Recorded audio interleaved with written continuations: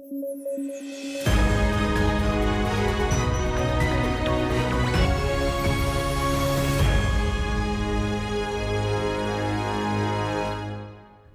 News at 9 programme में आपका स्वागत है। मैं हूं अमृत उपाध्याय। आइए जल्दी से देखें आज के हेडलाइंस। दरबार हॉल और अशोका हॉल का नाम बदला गया, राष्ट्रपति ने की घोषणा। बीते साल मुगल गार्डन का बदला गया था नाम। सुप्रीम कोर्ट ने खनिज गतिविधियों को लेकर दिया बड़ा फैसला, अपना ही फैसला पलटा, रॉयल्टी को नहीं माना कर।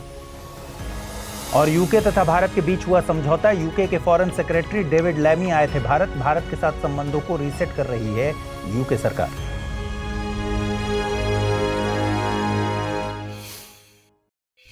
आइए शुरू करें। एनडीए सरकार नाम बदलने की अपनी सीरीज में लगातार आगे बढ़ रही है। राष्ट्रपति भवन स्थित दरबार हॉल और अशोका हॉल का नाम बदलकर गणतंत्र मंडप और अशोका मंडप कर दिया गया है। नाम बदलने का मकसद राष्ट्रपति भवन के एम्बियंस में भारतीय सांस्कृतिक मूल्यों को शामिल करना है। नाम बदलने की प्रेस रिलीज के मुताबिक दरबार शब्द भारतीय राजाओं और ब्रिटिश राज के कोड से ताल्लुक रखता है। भारत के गणतंत्र बनने के बाद इस शब्द की महत्ता खत्म हो गई है। गणतंत्र भारतीय समाज में प्रचलित बेहद प्राचीन अवधारणा है। गणतंत्र का मतलब है कि देश के प्रमुख का चुनाव होता है, उन्हें यह पद जन्म की वजह से नहीं दिया जाता जैसे मोनार्की सिस्टम में प्रचलित है। राष्ट्रपति भवन स्थित दरबार हॉल एक ऐसा वेन्यू है जहां पर कई महत्वपूर्ण सेरेमनीज आयोजित की जाती हैं, जैसे राष्ट्रीय पुरस्कारों का वितरण इत्यादि। वहीं अशोक हॉल मूल रूप से एक बॉलरूम था। अशोक का शाब्दिक मतलब होता है जो सभी तरह के दुखों से मुक्त हो। वहीं अशोक भारत में मौर्य सल्तनत के प्रसिद्ध राजा का भी नाम था, जो कि एकता और शांतिपूर्ण सह अस्तित्व के प्रतीक हैं। अशोक हॉल को अशोक मंडप करना अपने प्रतीकों का भारतीयकरण करने की कवायद बताई जा रही है। बीते साल राष्ट्रपति भवन स्थित मुगल गार्डन का नाम बदलकर अमृत उद्यान कर दिया गया था। ऐसे ही 2022 में राष्ट्रपति भवन से लेकर इंडिया गेट के बीच मौजूद पाथवे का नाम बदलकर कर्तव्य पथ कर दिया गया था। आपको बता दें कि राष्ट्रपति भवन भारत के राष्ट्रपति का निवास स्थल है। ये एक 4 मंजिला इमारत है जिसमें 340 के करीब कमरे हैं। देखिए, दिल्ली को भारत की राजधानी 1911 में घोषित किया गया था। उससे पहले तक कोलकाता भारत की राजधानी था, उस समय का कलकत्ता। जब दिल्ली को राजधानी घोषित किया गया तो इस नए शहर को बसाने का काम एक ब्रिटिश आर्किटेक्ट एडविन लुटियंस को सौंपा गया था। तो वायसराय के हाउस के लिए पहले लुटियंस ने दिल्ली के उत्तरी हिस्से में बसे किंग्सवे कैंप को चुना, लेकिन यमुना से नजदीकी के चलते ये एरिया बाढ़ जैसी चुनौती के लिए प्रौन था। इसके बाद दिल्ली के दक्षिणी हिस्से में स्थित रायसीना हिल्स को वायसराय हाउस के लिए चुना गया। वायसराय हाउस में रहने वाले सबसे पहले वायसराय थे इरविन। आजादी के बाद इसे भारत के राष्ट्रपति का निवास बनाया गया। सुप्रीम कोर्ट ने माइनिंग एक्टिविटीज को लेकर बड़ा फैसला सुनाया है। कोर्ट के मुताबिक राज्यों को खनिज वाली जमीन पर टैक्स लगाने का अधिकार है। यह फैसला कोर्ट की संवैधानिक पीठ ने सुनाया। कोर्ट के मुताबिक निकाले गए खनिज पर देय रॉयल्टी कोई कर नहीं है। सीजेआई डीवाई चंद्रचूड़ ने 7 अन्य जजों के साथ बहुमत से फैसला सुनाया है, जबकि जस्टिस बीवी नागरत्ना ने असहमति भी जताई। मामला था mineral area development authority versus MS steel authority of India के केस की सुनवाई का। कोर्ट ने इस मामले में इंडिया सीमेंट्स बनाम तमिलनाडु मामले के 1989 के फैसले को पलट दिया। इसमें माना गया था कि रॉयल्टी एक कर है। यह फैसला 7 जजों की बेंच ने सुनाया था। हालिया फैसला 9 जजों के बेंच के जरिए बदला गया है। कोर्ट ने इस फैसले में रॉयल्टी और कर के बीच कॉन्सेप्ट के लेवल पर एक डिफरेंस बताया। Mines and minerals development and regulation act 1957 MMDRA की धारा 9 के मुताबिक माइनिंग लीज होल्डर के द्वारा कोई खनिज निकाला जाएगा तो जमीन मुहैया कराने वाले को रॉयल्टी मिलेगी। ये जमीन मुहैया कराने वाला कोई व्यक्ति भी हो सकता है या कॉरपोरेशन हो सकता है। कोर्ट ने कहा कि रॉयल्टी एक समझौते के तहत दी जाती है, फिर भले ही जमीन मुहैया कराने वाली अथॉरिटी राज्य सरकार ही क्यों ना हो, रॉयल्टी मिलेगी। लेकिन ये रॉयल्टी टैक्स से अलग है। टैक्स वसूलना राज्य सरकार की विधायी शक्ति है। हिंदी माध्यम से यूपीएससी की तैयारी करते हैं आप, तो क्या स्टडी IQIS हिंदी के प्रतिज्ञा प्रीलिम्स टू इंटरव्यू बैच यानी P2I बैच के बारे में जानते हैं? देखिए, प्रतिज्ञा P2I बैच में आपको 1000 घंटों से ज्यादा की live classes, 1-to-1 mentorship, SIP crash course, daily current affairs और CSET क्लासेस आदि तो मिलती ही हैं। साथ ही सबसे बड़ी सुविधा के तौर पर आपको मिलती है प्रीलिम्स पास करने पर 1 साल की एक्सटेंडेड वैलिडिटी के साथ फुल फीस वापसी की गारंटी और निःशुल्क आवासीय सुविधा। और एक और खास बात, इस 27 जुलाई से शुरू होने वाले प्रतिज्ञा बैच की शुरुआत हो रही है मेरे पॉलिटी लेक्चर्स के साथ। तो अगर आप इस कार्यक्रम के साथ जुड़ना चाहते हैं तो अभी अमृत लाइव कोड यूज कर इसे परचेज कीजिए और कुछ कंफ्यूजन हो तो amrit@studyIQ.com पर मुझे मेल कर दीजिए।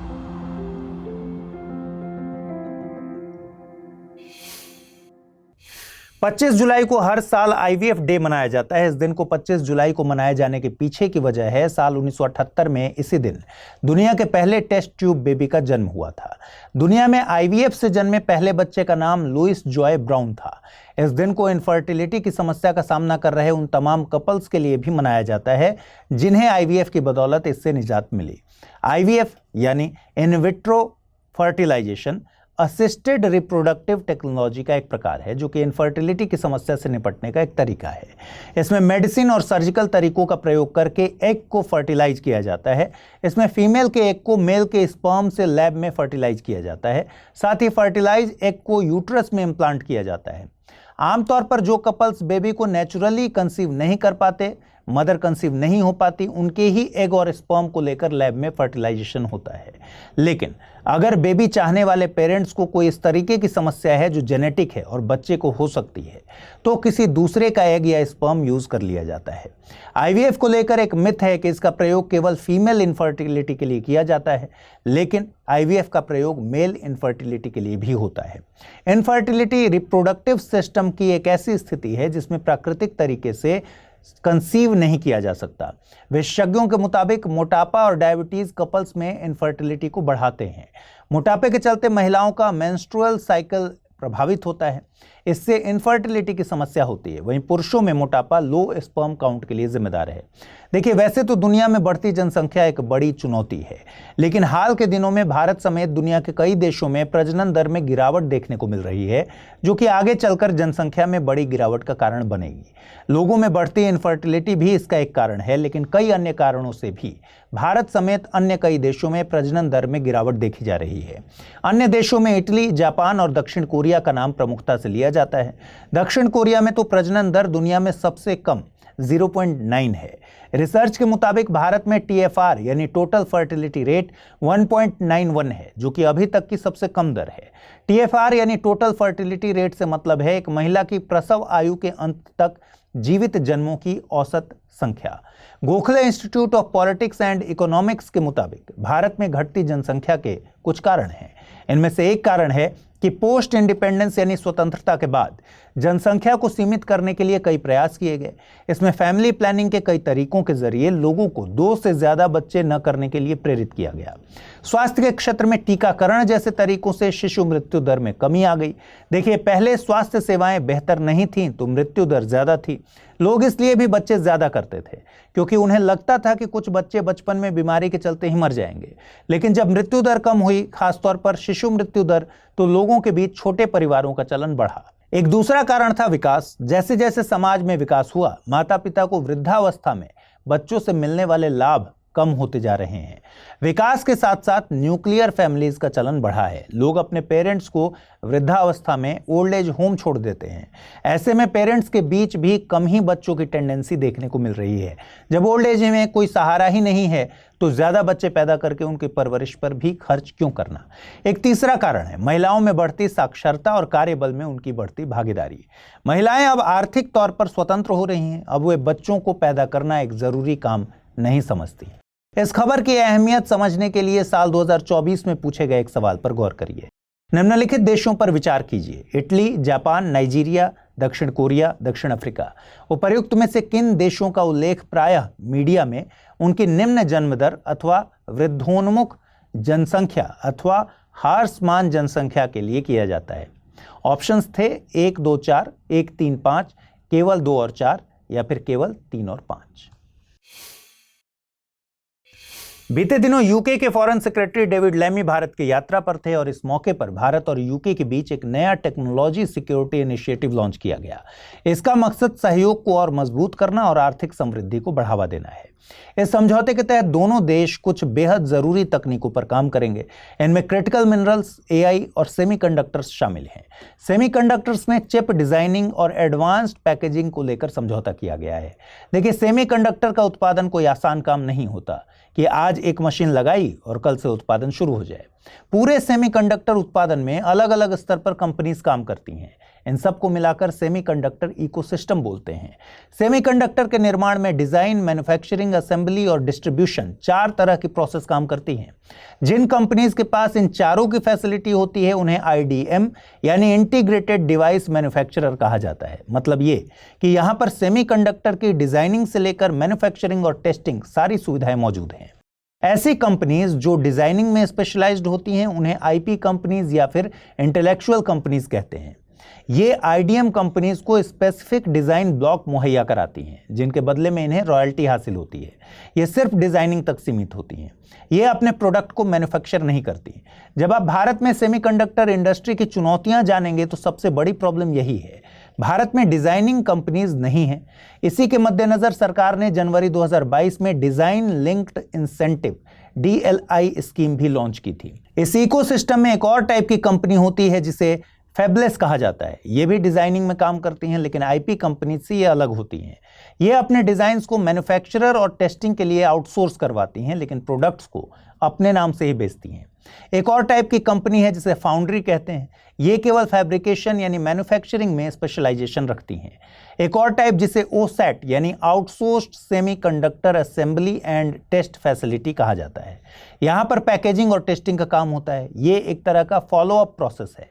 समझौते में जलवायु, शिक्षा, तकनीक और व्यापार में भी सहयोग को और मजबूत बनाने की बात कही गई है। इसमें इंडो पैसिफिक में रक्षा और सुरक्षा के मुद्दे पर भी समझौता हुआ है। देखिए, UK में हाल ही में आम चुनाव आयोजित हुए थे, जिसके बाद 14 सालों बाद लेबर पार्टी सत्ता में आई। लेबर पार्टी के नेता कियर स्टारमर UK के प्रधानमंत्री बने हैं। इस नई सरकार का मानना है कि वे भारत के साथ रिश्तों को रीस्टार्ट और रिलॉन्च करेंगे। इसमें 2022 में भारत और UK के बीच शुरू हुई फ्री ट्रेड एग्रीमेंट को लेकर वार्ता पर आधिकारिक बातचीत को फिर से शुरू करना भी शामिल है। नई सरकार अपनी विदेश नीति में डिसाइड की गई प्राथमिकताओं को पूरा कर रही है। भारत के साथ FTA की वार्ता उसकी प्राथमिकताओं में शामिल है। आइए देखते हैं आज का टर्म ऑफ द डे। आज के टर्म ऑफ द डे में है एरीपत्ती। एरीपत्ती शब्द भारत में चोल प्रशासन से संबंध रखता है। एरीपत्ती चोल प्रशासन के तहत आने वाली ऐसी भूमि होती थी जिससे मिलने वाला राजस्व अलग से गांव के जलाशय के रखरखाव के लिए निर्धारित कर दिया जाता था। आइए अब देखते हैं आज के रैपिड न्यूज में क्या है खास। बिहार विधानसभा ने बिहार सार्वजनिक परीक्षा अनुचित साधनों की रोकथाम विधेयक 2024 को पारित किया। इसे सरकारी भर्ती परीक्षाओं में पेपर लीक होने सहित अन्य गड़बड़ियों पर अंकुश लगाने के लिए लाया गया है।